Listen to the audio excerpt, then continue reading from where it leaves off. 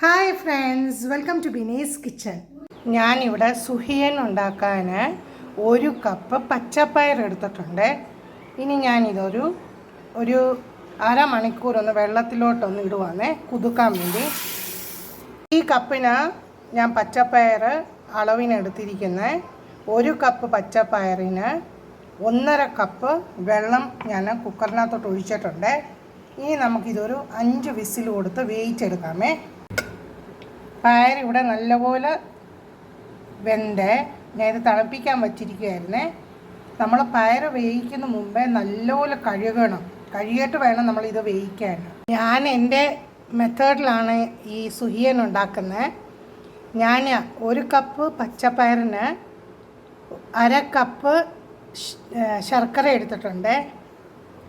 ശർക്കര ഞാൻ ചിരണ്ടി ഇങ്ങനെ എടുത്തിട്ടുണ്ട്. ഇനിയും ഇതേ കപ്പിൽ 1/2 കപ്പ് തേങ്ങ ഞാൻ ചേർക്കുന്നുണ്ട്. ഇവിടെ ഞാൻ 1/2 കപ്പ് തേങ്ങ തിരുമിയത് എടുത്തിട്ടുണ്ട്. അതിനകത്തൊരു 4 ഏലക്ക ഇട്ടിട്ടുണ്ട്. ഒരു 1/2 സ്പൂണ് നല്ല ജീരകം ഇട്ടിട്ടുണ്ട്.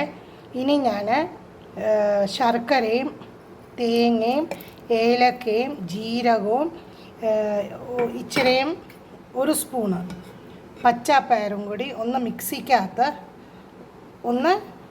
ഒരു കറക്കാൻ പോവുകയാണ്. ഇനി നമുക്കിത് ഉണ്ടാക്കാനുള്ള ബാറ്റർ റെഡിയാക്കാമേ. അതിന് ഞാൻ ഒരു 1/2 കപ്പ് മൈദമാവ് എടുത്തിട്ടുണ്ട്, മൈദപ്പൊടി എടുത്തിട്ടുണ്ട്. ഇനി 1/2 കപ്പിന് ഞാനിവിടെ 2 സ്പൂണ് അരിപ്പൊടി ചേർക്കുന്നുണ്ട്. 2 സ്പൂൺ അരിപ്പൊടി ചേർക്കുന്നുണ്ട്. അതിനകത്ത് ഒരു 1/2 സ്പൂണ് ഉപ്പ് ചേർക്കുന്നുണ്ട്. പിന്നെ ഇവിടെ ഞാൻ യെല്ലോ കളർ ചേർക്കുന്നുണ്ട്. നിങ്ങൾക്ക് മഞ്ഞൾപ്പൊടി യൂസ് ചെയ്യാമേ. അതുപോലെ തന്നെ ഞാൻ ഈ ബാറ്ററിനകത്ത് 1 സ്പൂണ് പഞ്ചസാര ആഡ് ചെയ്യുന്നുണ്ട്. അതുപോലെ നമ്മൾ കുറേശ്ശെ വെള്ളം ഒഴിച്ച് ബാറ്റർ മിക്സ് ചെയ്യണേ. ഇത് ഇത്രയും കട്ടി വേണം മാവ് നമ്മൾ വെള്ളം ഒഴിച്ച് കുഴയ്ക്കാൻ. ഞാനിവിടെ പച്ചപ്പയർ ചെറിയ ഉരുളയാക്കി എടുക്കുവാണ്.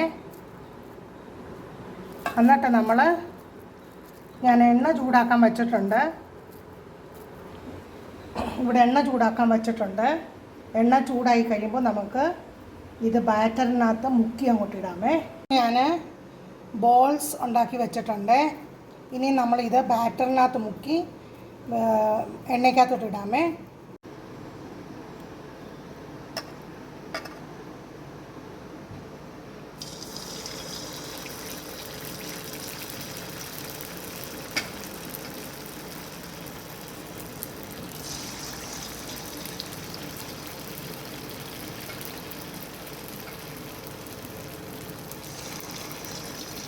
അങ്ങനെ നമ്മുടെ സുഹിയൻ റെഡി ആയിട്ടുണ്ട്.